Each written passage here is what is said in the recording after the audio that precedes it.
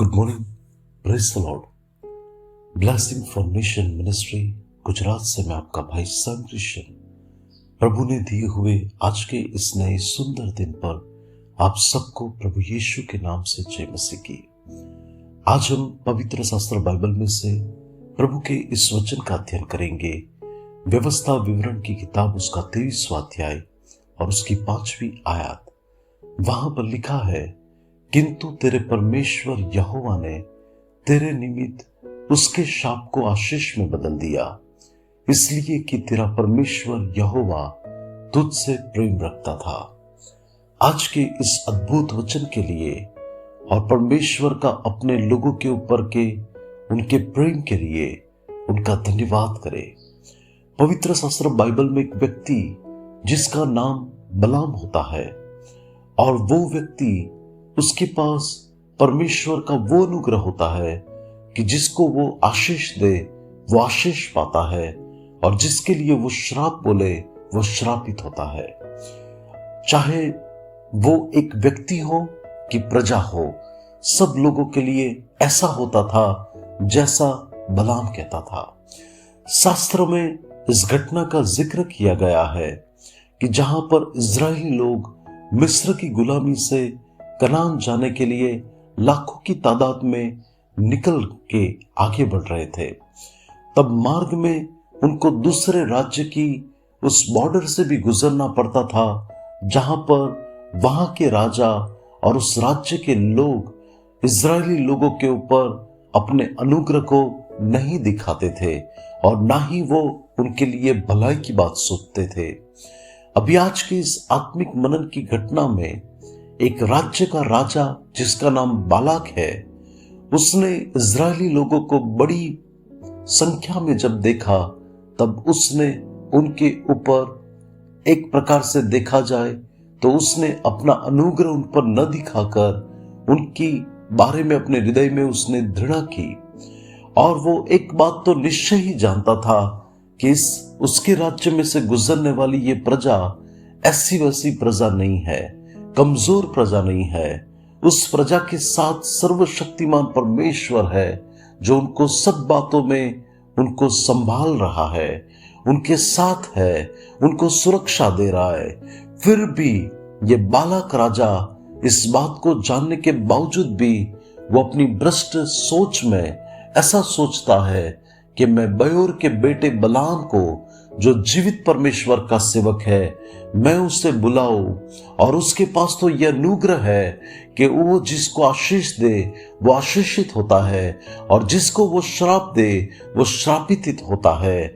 और उसने सोचा कि वो आए और ये इजराइल लोगों के ऊपर वो श्राप को बोले कि जिससे मैं ये लोगों का नाश करूं और उन्होंने पाई हुई सारी समृद्धि और आशीष को मैं अपने पास पालूं।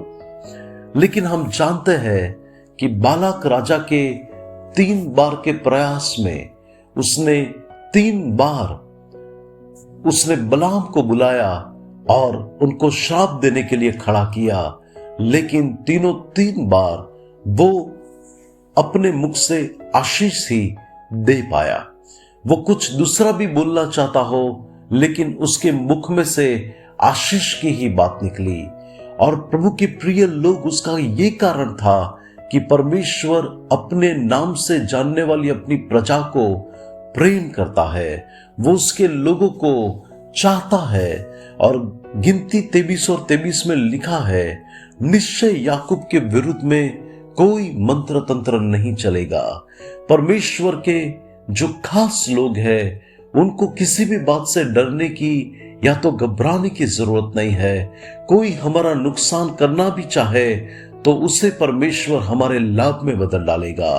कोई व्यक्ति मंत्र तंत्र के द्वारा हमारा घात करना चाहे तो परमेश्वर उसे भी हमारे लाभ में बदल डालेगा।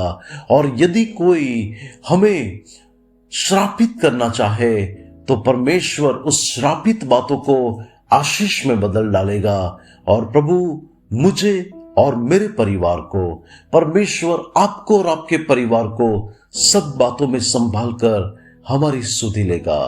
हमें ये कभी भूलना नहीं चाहिए कि परमेश्वर हमसे बहुत प्रेम करता है, वो हमें कभी भी न छोड़ेगा और कभी न त्यागेगा, ऐसा उसने हमसे वायदा किया है।